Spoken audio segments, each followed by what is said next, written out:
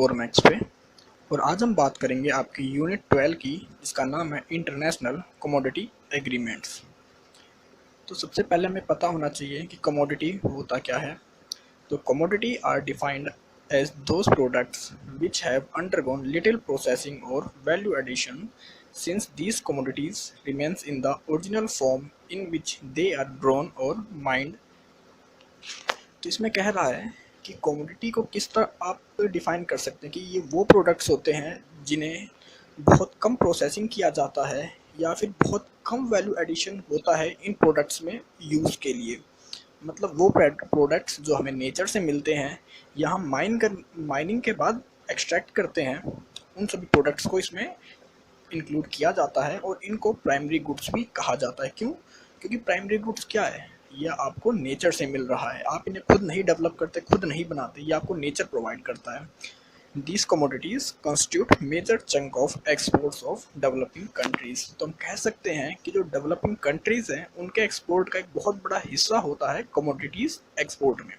क्योंकि आपने पहले भी पढ़ा था या हमने पिछली यूनिट्स में डिस्कस भी किया है कि डेवलपिंग कंट्रीज सबसे ज़्यादा कमोडिटी को एक्सपोर्ट करती हैं। तो कमोडिटी में एग्जांपल देख लेते हैं, एग्रीकल्चरल प्रोडक्ट्स और माइनिंग प्रोडक्ट्स। मतलब ये दोनों चीज़ वो हैं जो हमें नेचर से मिलती हैं और इन्हें एक्सपोर्ट करने के लिए हमें इनके अंदर प्रोसेसिंग नहीं करनी पड़ती या फिर बहुत कम प्रोसेसिंग के बाद ये एक्सपोर्ट हो जाते हैं। अब देखते हैं कि ट्रेड क्या चल रहा है प्राइमरी कमोडिटीज़ के अंदर या कमोडिटीज़ के अंदर। तो क्या कहता है, commodity play a very significant role in the economies of developing countries. तो जैसा अभी हमने पिछले बात करी पिछले यूनिट में या हमने पिछली स्लाइड्स में ही बताया आपको कि डेवलपिंग कंट्रीज़ सबसे ज़्यादा एक्सपोर्ट किसका करती हैं, कमोडिटी प्रोडक्ट का, प्राइमरी प्रोडक्ट का। तो उनकी इकोनॉमी में सबसे इम्पोर्टेंट रोल प्ले करता है हमारा कमोडिटी। दूसरा है, only few developing countries diversified their export structure. तो ये कह रहे हैं कि बहुत कम ऐसी डेवलपिंग कंट्रीज हैं जो कमोडिटीज़ को छोड़कर किसी और फील्ड में या किसी और प्रोडक्ट को एक्सपोर्ट करती हैं। मैक्सिमम डेवलपिंग कंट्रीज वो कमोडिटी को ही एक्सपोर्ट करती हैं। Commodities constitute 60 to 60% of the export of developing countries.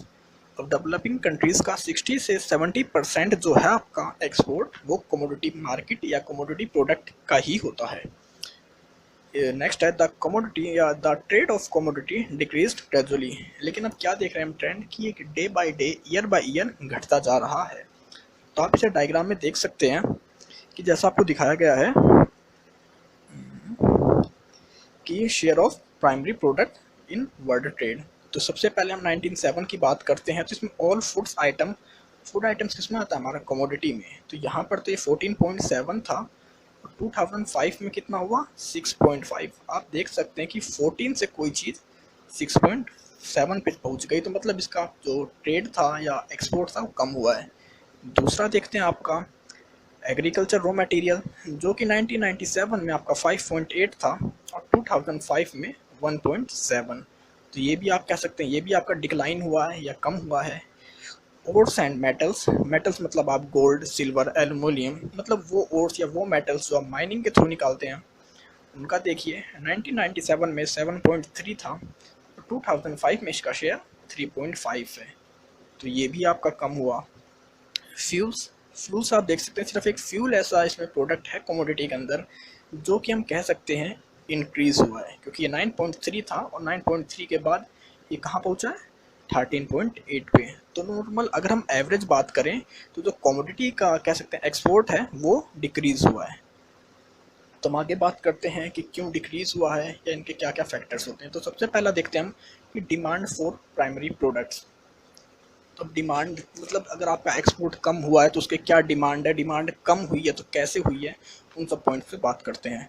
तो सबसे पहला हमारा instability of export of developing countries is caused by both demand and supply factors. अब जो एक्सपोर्ट होता है वो दोनों फैक्टर से आपका इफेक्ट होता है, चाहे वो आपका सप्लाई फैक्टर हो चाहे आपका डिमांड फैक्टर हो। अब आप इसमें देखेंगे कि the demand of these products are decline due to slow industrial activity and also the more production of commodity lead to low price of export। अब देखिए जब आपकी दूसरी कंट्रीज हैं वो इंडस्ट्रियल एक्टिविटी को कम करके वो किस में ज़्यादा डेवलप कर रही है अपने आप को। जो डेवलप्ड कंट्रीज़ हैं वो सर्विस सेक्टर में अपने आप को डेवलप कर रही हैं।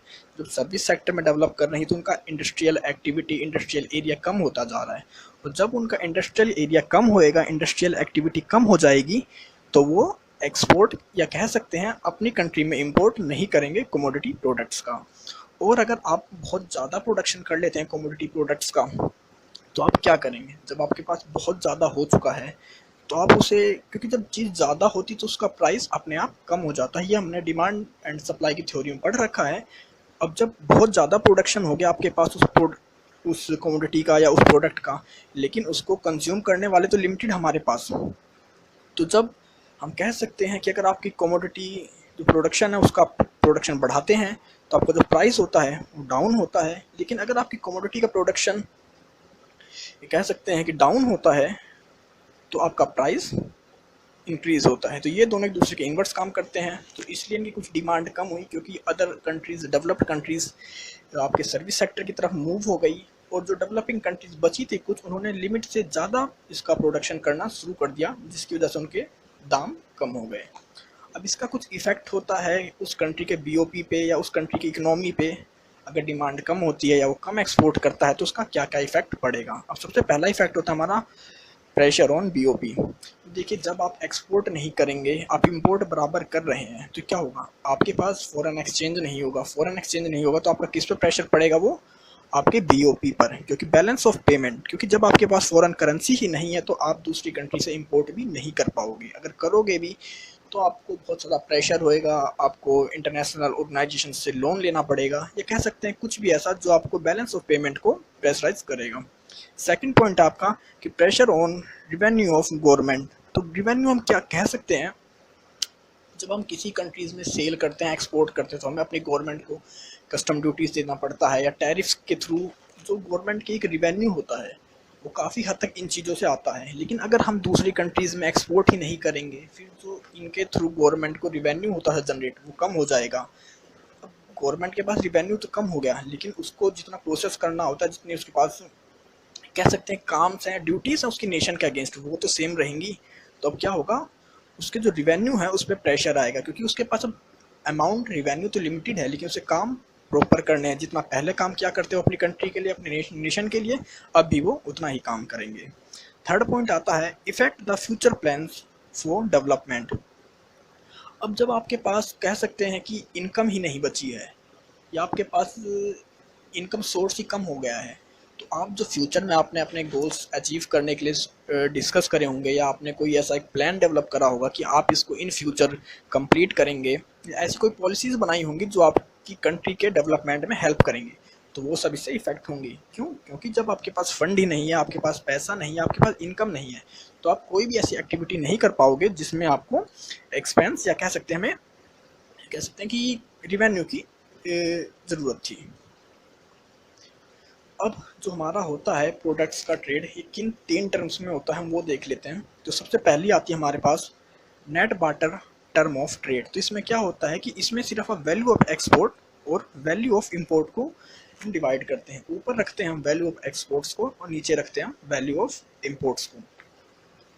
अब दूसरा जो पैटर्न होता है इसमें हमारा आता है gross barter terms of trade. तो इसमें क्या होता है कि आपका, हम यहाँ पर तो क्या कर रहे थे, यहाँ पर हम वैल्यू को देख रहे थे प्रोडक्ट की, हम एक्सपोर्ट की वैल्यू और इंपोर्ट की वैल्यू। लेकिन अब यहाँ पर क्या करेंगे, हम एक्सपोर्ट की क्वांटिटी और इंपोर्ट की क्वांटिटी। तो यहाँ पर हम कह सकते हैं ग्रॉस बार्टर में सिर्फ क्वांटिटी को देखा जाता है,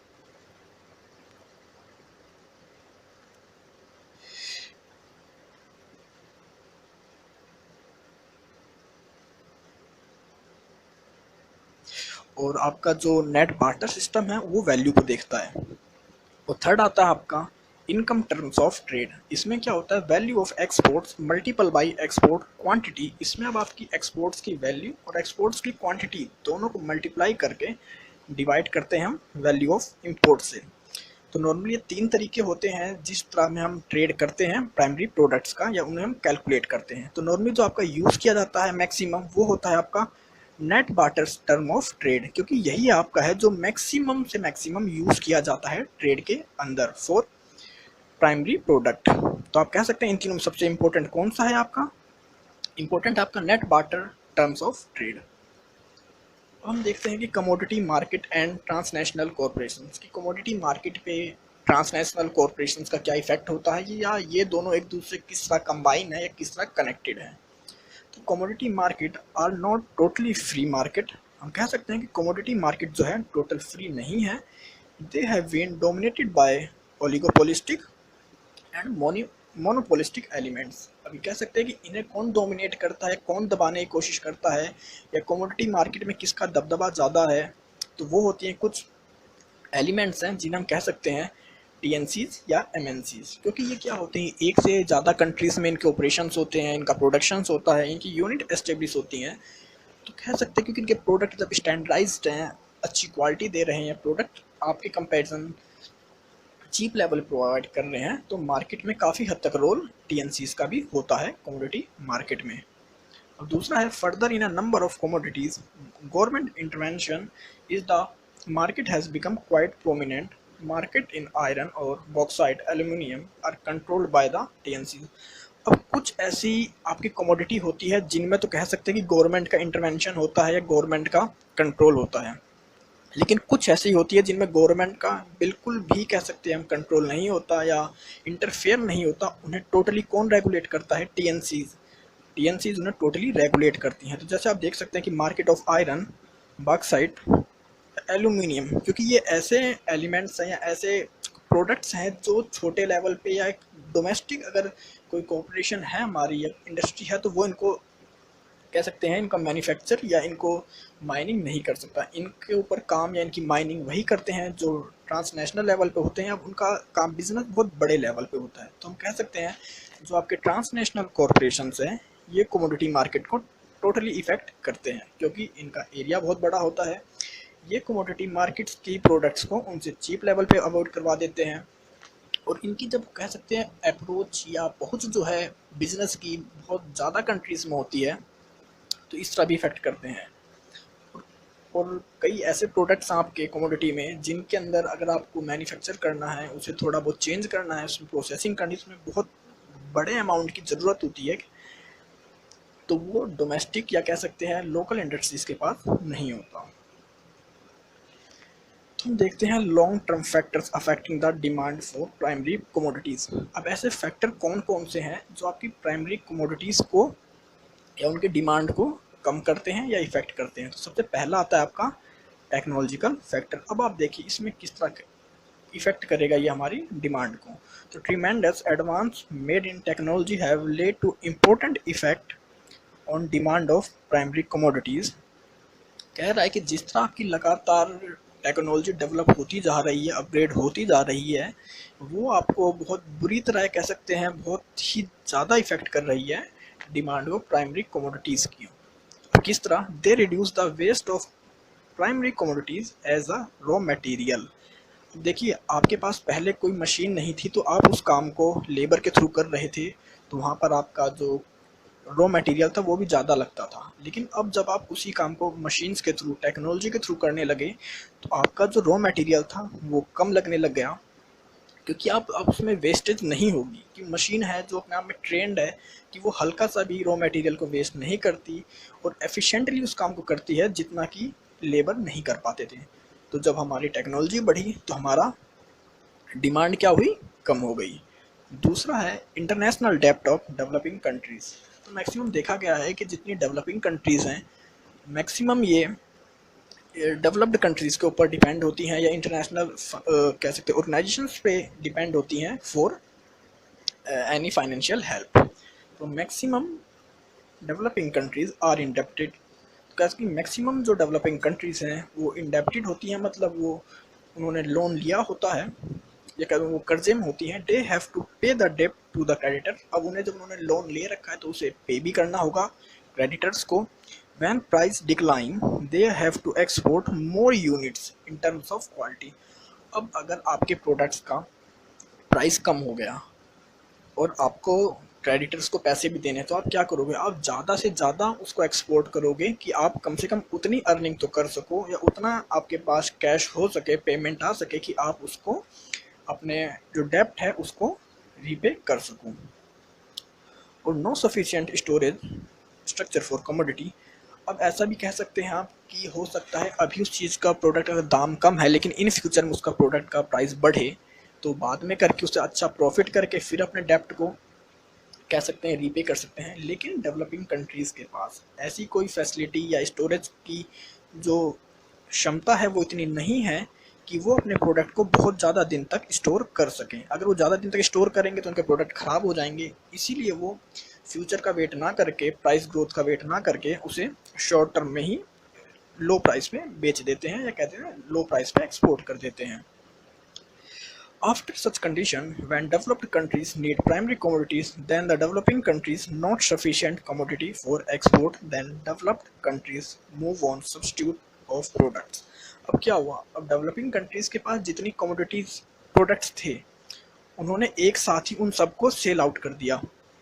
लेकिन अब जब डेवलप्ड कंट्रीज को कुछ टाइम बाद उनकी नीड पड़ेगी, उनकी ज़रूरत पड़ेगी जो वो डेवलपिंग कंट्रीज से लिया करते हैं, तो डेवलपिंग कंट्रीज़ के पास अब वो कमोडिटी, अब वो प्रोडक्ट नहीं बचा है, क्योंकि वो उसे बहुत पहले ही एक्सपोर्ट कर चुका है, या फिर यूँ कहें कि उनके पास स्टोरेज की फैसिलिटी नहीं थी, इसलिए उन्होंने पहले ही एक्सपोर्ट कर दिया।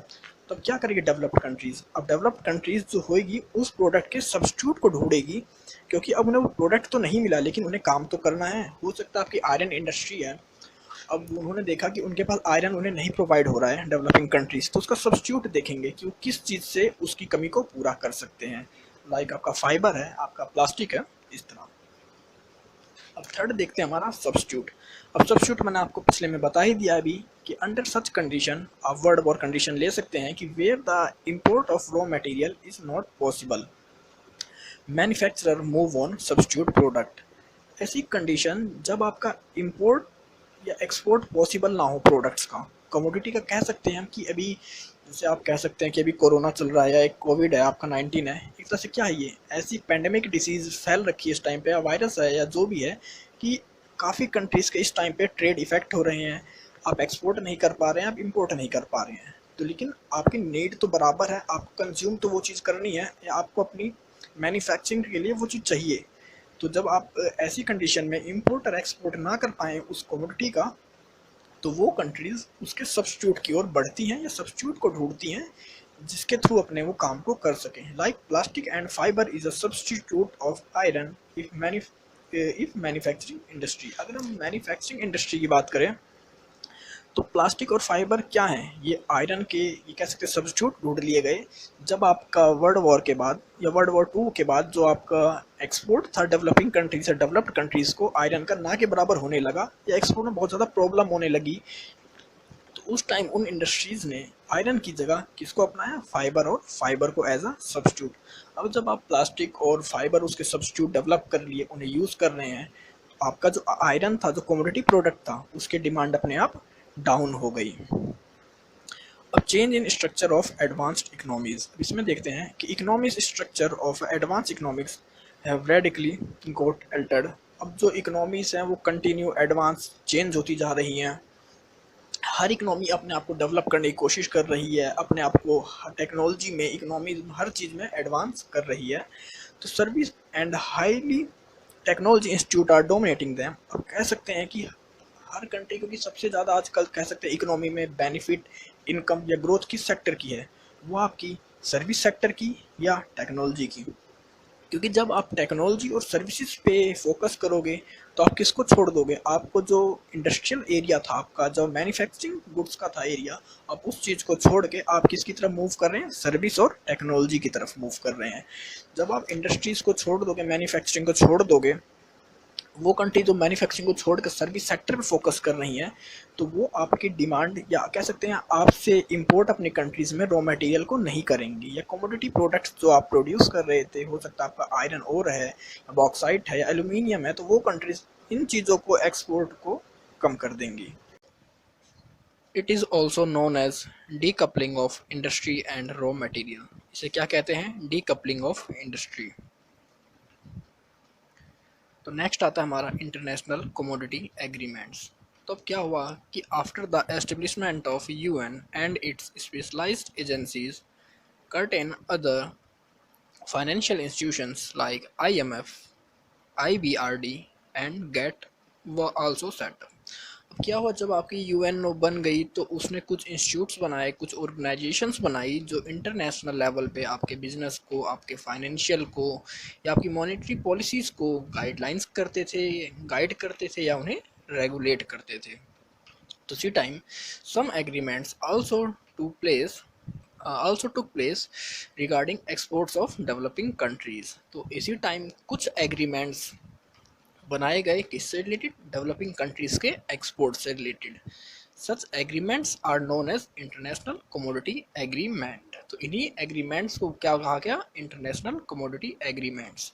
तो such agreements regarding 5 items like wheat, sugar, coffee, tin and olive oil took place. तो इसमें नॉर्मली 5 चीज़ों को इंक्लूड किया गया या 5 चीज़ों को साथ में रख कर यह एग्रीमेंट बनाया गया।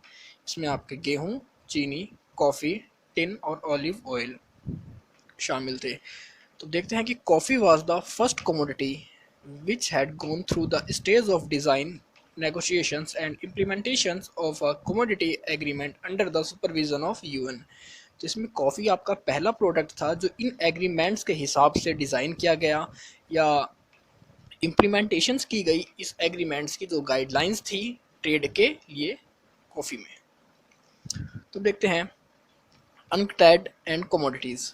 तो इन्होंने क्या किया कि जब आपके देखा इन्होंने डेवलपिंग कंट्रीज़ को लॉस हो रहा है एक्सपोर्ट में, उनका एक्सपोर्ट डिक्लाइन हो रहा है, तो उन्हें सपोर्ट करने के लिए या फिर क्या है उन्हें एक रिलीफ देने के लिए कि जिससे उनका एक्सपोर्ट है उसको मेंटेन कर सकें, तो कुछ स्टेप्स उठाए। तो इनमें से 2 मेन हमारे पास हैं। पहला आता है हमारा द कॉमन फंड और दूसरा आता है हमारा कंपनसेटरी फाइनेंशियल फैसिलिटी। तो कॉमन फंड में क्या होता है देखेंगे। Common fund was established in 1985 under integrated commodity programme. जिसे कब बनाया गया, 1985 के अंदर इसे बनाया गया इंटीग्रेटेड कमोडिटी प्रोग्राम के अंडर।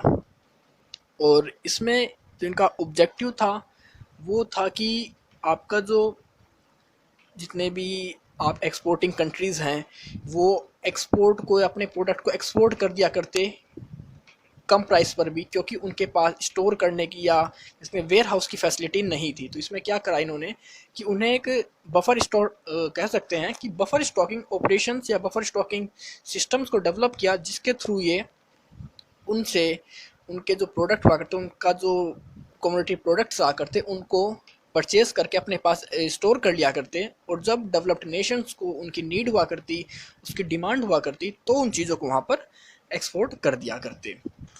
तो इसके कॉमन फीचर्स क्या क्या देख लेते हैं हम कि common fund has been formed by all the members of UN. अब इसके लिए जो अगर आपने कोई ऑर्गेनाइजेशन बनाया है, कोई कमेटी बनाई है या कुछ भी आप अगर आप डेवलप करते हो तो उसके लिए कुछ पैसों की ज़रूरत होती है, फंड की ज़रूरत होती है। तो वो फंड कहाँ से आएगा, यूएनओ जो आपका था यूनाइटेड नेशन ऑर्गेनाइजेशन, उसके जितने मेंबर्स थे हर कोई मेंबर्स उस फंड में कॉन्ट्रीब्यूट करेगा और अपना एक शेयर देगा।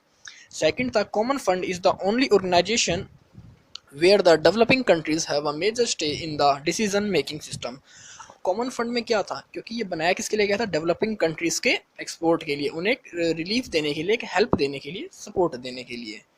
तो अब जो चीज़ डेवलपिंग नेशंस के लिए बनाई गई है, डेवलपिंग कंट्रीज़ के लिए बनाई गई है, तो उसके अंदर डिसीजन मेकिंग जो आप कह सकते हैं पावर है वो किसके पास ज़्यादा होगी, डेवलपिंग कंट्रीज़ के पास ही ज़्यादा होगी। Its fund can be use to promote research into improving productivity and competitiveness of primary products। कह सकते हैं इसमें कि अब जो इसका फंड था, क्योंकि अगर आप किसी कंट्री से आप प्रोडक्ट को परचेज करते हो, फिर उसे कुछ टाइम बाद जब उसकी डिमांड होती है, प्राइस हाई हो जाता है तो सेल करते हो, तो इसमें भी आपका कुछ बेनिफिट होता है। या फिर आपकी जितनी यूएन मेंबर कंट्रीज़ हैं वो आपको फंड दे रही है, तो वो फंड का यूज़ क्या होगा, तो उसका फंड यूज़ क्या करते हैं कि improving productivity, research work and जो आपके प्राइमरी प्रोडक्ट्स को जो कंपटीशन में रहा करते थे उनको कंपटीशन बढ़ाने के लिए या उनकी ग्रोथ के लिए या किस तरह उन्हें और अच्छा किया जा सके, इम्प्रूव किया जा सके, इन सब कामों में उसको फंड को यूज़ किया जाया करता। तो दूसरा आता है हमारा कंपनसेटरी फाइनेंशियल फैसिलिटी। अब इसमें क्या था कि this scheme was introduced by the IMF in 1963। इस स्कीम को किसने इंट्रोड्यूस किया, आईएमएफ ने 1963 में। The CFF was not wide used until 1975। लेकिन 1975 तक इसका बहुत ज़्यादा यूज़ नहीं हुआ world wide. When the IMF relaxed the condition for access तो IMF ने क्या किया, अब इसमें जो ये आपकी बॉडी थी एक, इसमें लोन प्रोवाइड क्या करते हैं हम डेवलपिंग कंट्रीज़ को फॉर एक्सपोर्ट के लिए या उनकी किसी हेल्प के लिए अगर उन्हें नीड होती है तो this scheme allows countries who export earning decline to get easier loan than usual. इसमें क्या होता है, अगर कोई कंट्री एक्सपोर्ट करती है और उसे कह सकते हैं कि अर्निंग ज़्यादा नहीं होती या पिछले साल से कम अर्निंग होती है, तो उस कंडीशन में उसे ईजिली लोन प्रोवाइड कर देते ये। The current year earning is less than the average of previous 2 year earnings and they must also satisfy that the shortfall was not their fault.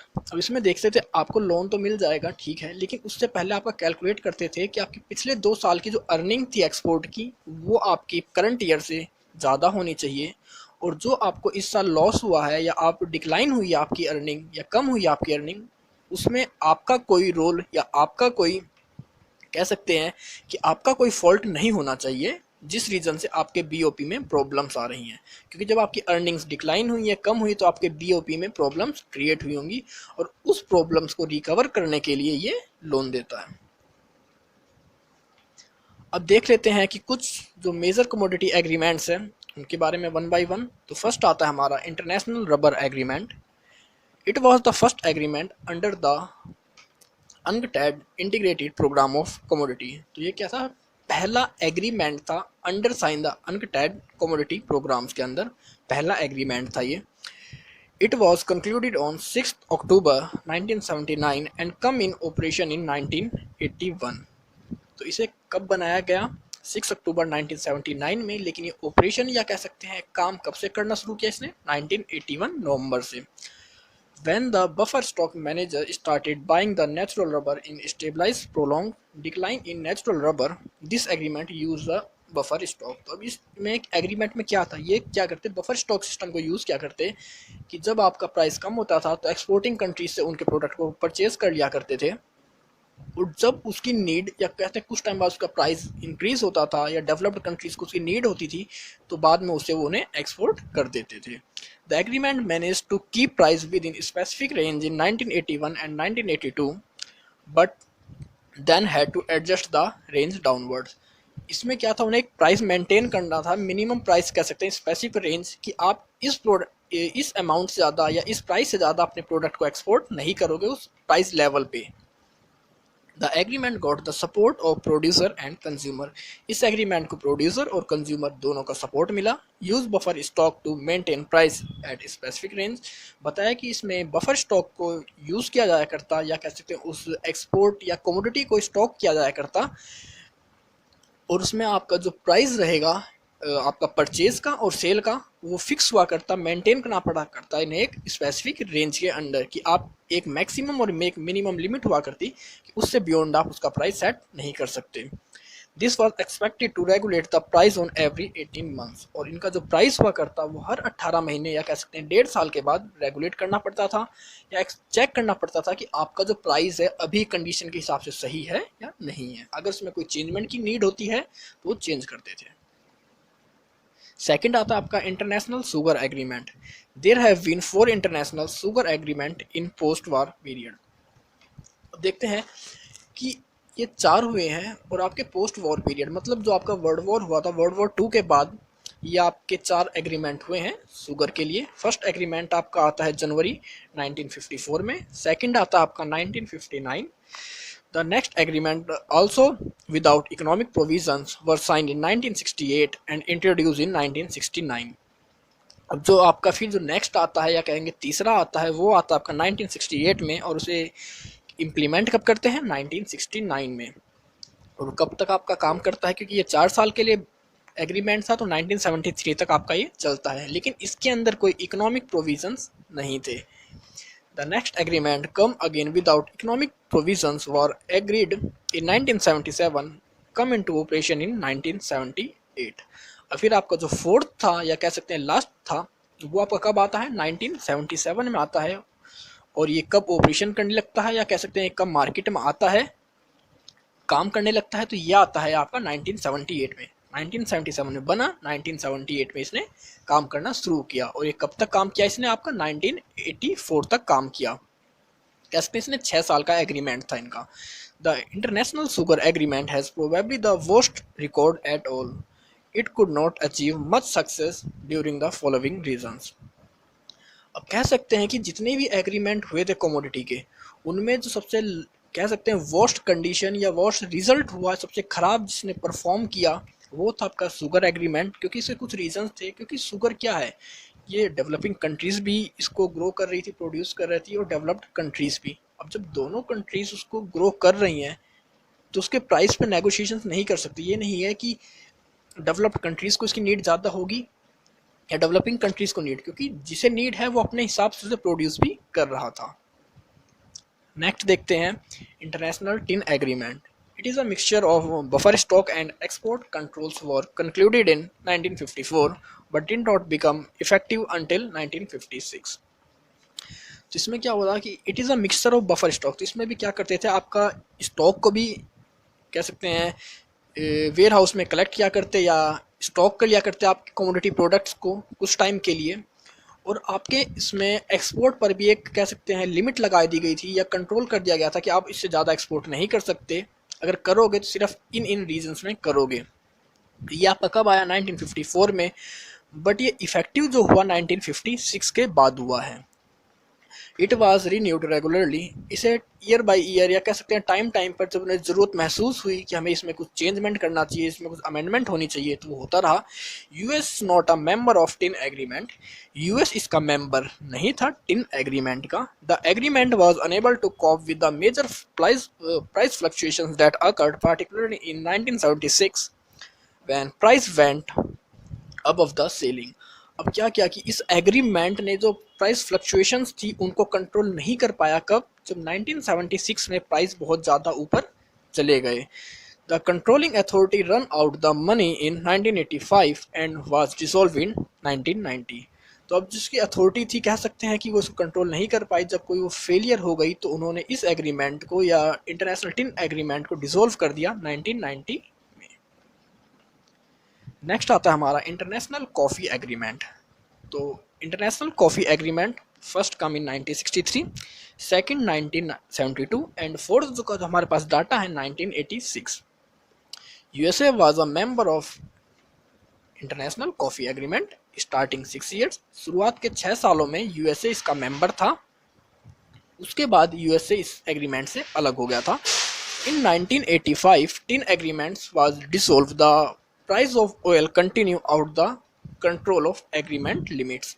क्या हुआ, जब 1985 में इसे डिसॉल्व कर दिया गया, जब आप कह सकते हैं आपका टिन एग्रीमेंट डिसॉल्व हुआ था, तो उन्होंने देखा कि जो आपके प्राइस थे ऑयल्स के वो बहुत ज़्यादा बढ़ने लग गए, और उनकी जो भी आपकी बॉडी थी या उनके एग्रीमेंट थे वो उनको कंट्रोल नहीं कर पा रहे थे। तो उन्हें लगा, क्योंकि ये कहाँ से बने थे, बने तो ये भी वहीं से थे, क्योंकि ये भी कमोडिटी एग्रीमेंट्स के ही पार्ट्स थे और टिन भी कमोडिटी एग्रीमेंट्स का ही पार्ट था। जब वहाँ पर वो चीज़ सक्सेसफुल नहीं हुई, वो कह सकते हैं उनके प्राइस को कंट्रोल नहीं कर पाए, तो इन्हें लगा कि शायद ऐसा कोई ऑर्गेनाइजेशन नहीं होगा या नहीं है जो आपको कमोडिटी प्रोडक्ट को कंट्रोल कर सके इंटरनेशनल लेवल पे। अब आपका आता है कि international olive oil agreement. There are 2 olive oil agreements. ये आज तक 2 हुए हैं। पहला जो आपका हुआ है 1959 में हुआ था, जिसमें 11 कंट्रीज़ या कह सकते हैं हम 11 मेंबर्स ने पार्टिसिपेट किया था। इसमें से 9 तो आपकी एक्सपोर्टिंग कंट्रीज़ थी और 2 व importing countries. The duration of agreement is 4 year. और आपका जो दूसरा हुआ था वो 1963 में हुआ। इसके 11 मेंबर थे, जिसमें से 7 आपके एक्सपोर्टिंग थे और 4 आपके इम्पोर्टिंग मेंबर्स कंट्रीज़ थी। तो आप देख सकते हैं, और इसका भी टाइम पीरियड जो था एग्रीमेंट का ड्यूरेशन था वो 4 साल था। International olive oil council established in 1966। तो इन एग्रीमेंट्स को या इनके फंक्शंस को, इनके गाइडलाइंस को, इनके मार्केट को कह सकते हैं स्टडी करने के लिए, रेगुलेट करने के लिए 1963 में एक काउंसिल बनाई गई, इंटरनेशनल ऑलिव ऑयल काउंसिल, जो कि आपको प्राइस को फ्लक्चुएशन को रोकती थी, प्राइस को स्टेबलाइज करती थी, आपकी जो मार्केट थी इनकी उसे स्टडी करती थी, और रेगुलेट कह सकते हैं कि इनकी मार्केट को पूरी तरह से रेगुलेट करने का काम या उनके लिए गाइडलाइंस बनाने का काम, उनको सिक्योरिटी प्रोवाइड करने का काम इस ऑर्गेनाइजेशन का या इस काउंसिल का था। अब देखते हैं हम इंटरनेशनल वीट एग्रीमेंट। तो it was first international wheat agreement was sign in 1979। सबसे पहला वीट एग्रीमेंट कब साइन हुआ? 1949 में। एंड रिवाइज्ड और एक्सटेंड इन, अब इसे कह सकते हैं रिवाइज हुआ और ये से बढ़ाते गए 1953 में, 1956 में, 1959 में एंड 1962। तो ईयर बाय ईयर इसे एक्सटेंड करते गए और इसे अपग्रेड करते गए टाइम के हिसाब से। It was replaced by a new agreement which consisted the Wheat Trade Convention and food aid convention in 1967। इसे किससे रिप्लेस किया गया? World trade convention and food aid convention से 1967 में। The current wheat trade convention signed in 1971 and renew regularly. अब जो लेकिन हम जो रिसेंट टाइम पे जो कह रहे हैं, करंट में हम जो यूज़ कर रहे हैं कन्वेंशन वीट के ट्रेड के लिए, उससे साइन किया गया 1971 में और रीन्यू रेगुलरली। उसे टाइम टू टाइम कह सकते हैं 2 साल, 4 साल, 5 साल, जैसे उन्हें नीड लगती है कि इसमें कुछ चेंजमेंट चाहिए, वो उसे रेगुलर रीन्यू कर रहे हैं या अपडेट कर रहे हैं। कंटेन्स नो प्रोविजन और प्राइसेस और ऑन राइट्स एंड ऑब्लिगेशंस। लेकिन इसके अंदर कोई जो प्राइस का फ्लक्चुएशंस कह सकते हैं या प्राइस के ऊपर राइट्स कह सकते हैं कि आप मिनिमम रेंज है, मैक्सिमम रेंज है, वो इसके अंदर कोई भी फिक्स नहीं थी, या इनके इस एग्रीमेंट के अंदर इन्हें कोई राइट नहीं था कि उसके प्राइसेस को वो अपना रेगुलेट कर सकें। तो फ्रेंड्स, आपकी ये चैप्टर, आपकी ये यूनिट ख़त्म होती है। आई होप आपको समझ में आया होगा। अगर आपको कोई डाउट है या आपको कोई बात समझ में नहीं आई है, कोई पॉइंट क्लियर नहीं है, तो आप हमसे कमेंट बॉक्स में कमेंट करके पूछ सकते हैं। तो मिलते हैं जल्दी एक नई वीडियो के साथ। तब तक के लिए टेक केयर, गुड बाय।